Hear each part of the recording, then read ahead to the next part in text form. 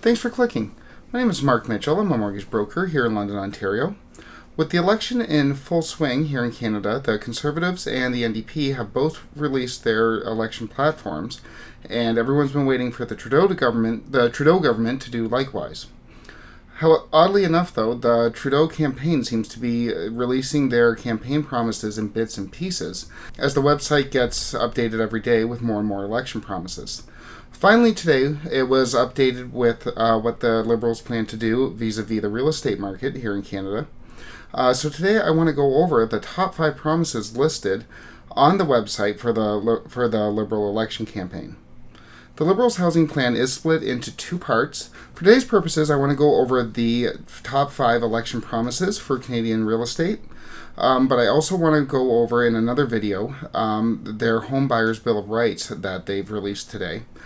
This is an entirely new platform and a whole new set of promises that I think deserve a whole separate video. So please do subscribe to get that update. I'll have that out probably in the next day or two.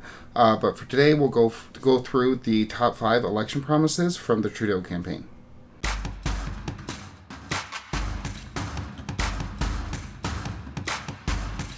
First and foremost, coming out of the Trudeau campaign, is their promise to build 1.4 million new homes, and the campaign document even lists that this is 30% more than the Conservative promise to build a little over 1 million new homes. Now, I should note right from the outset that if you elect me, I will build 1 billion new homes. I mean, come on, they're just throwing out numbers. NDP's number was, I think it was 500,000.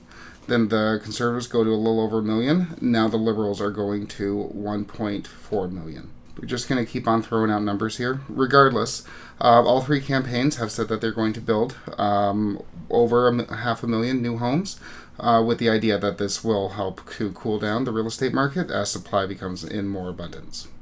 Second, the Liberal campaign plans to spend over $1 billion on this rent-to-own program that Trudeau had talked about a little over a month ago, and we went over that in a video on this channel. So it's not exactly clear how they're going to implement it, but I think it's notable that there is obviously a plan on them continuing on this rent-to-own program. As more details are released, we'll have another video on that, but it does seem like it's going to be some sort of public-private partnership between the government and private developers to help renters get into home ownership. So that's very interesting. Third, the government wants to introduce an entirely new tax-free savings account strictly for home ownership. So it's a tax-free savings account of up to $40,000 meant purely to help you save for down payment. So this is definitely meant for first-time home buyers to make it a little bit easier to get those down payment costs. Just here in London, the price of housing has gone up almost over 100%. In the past couple years. So when the price goes up, so do those down payment costs. So, I mean, any extra bit will probably be welcomed by any first-time home buyer out there. Fourth, the government wants to double the first-time home buyer tax credit from $5,000 to $10,000, which is meant to help with closing costs. Which again, every little bit helps. For their part, most mortgage lenders that I work with want to see that you have 1.5% of your purchase price saved. So if you're saving for, say, $500,000, you need to have an extra $7,500 just to show that you can handle closing costs. So every little extra bit definitely helps for first-time home buyers, and this is meant to help with those closing costs.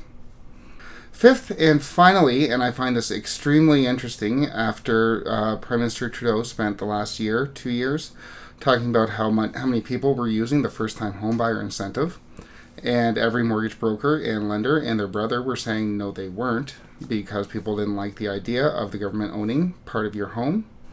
The Liberal election campaign plans on changing the first-time homebuyer incentive from co-ownership or co-equity into a deferred loan. So, under that program, where the government would essentially match your 5% that you're putting down, but that 5% would be a deferred loan. So they would have to pay back that loan. You would have to pay back that loan eventually, sometime later in the future.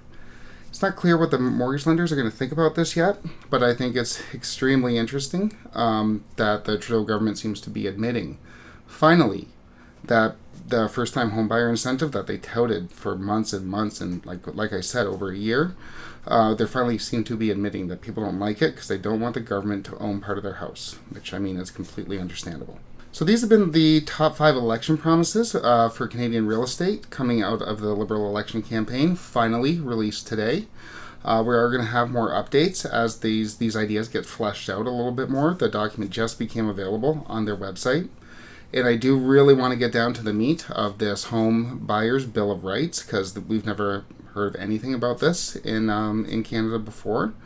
And we're already, just a brief look over the document, there's stuff like ending blind bidding, which I mean could be a huge game changer in Canada's real estate market. So I definitely want to get into that, and I should have that video released in the next day or two. If you like this video and you want more updates, please do click like and subscribe, and we'll have more updates as they come out. Thank you.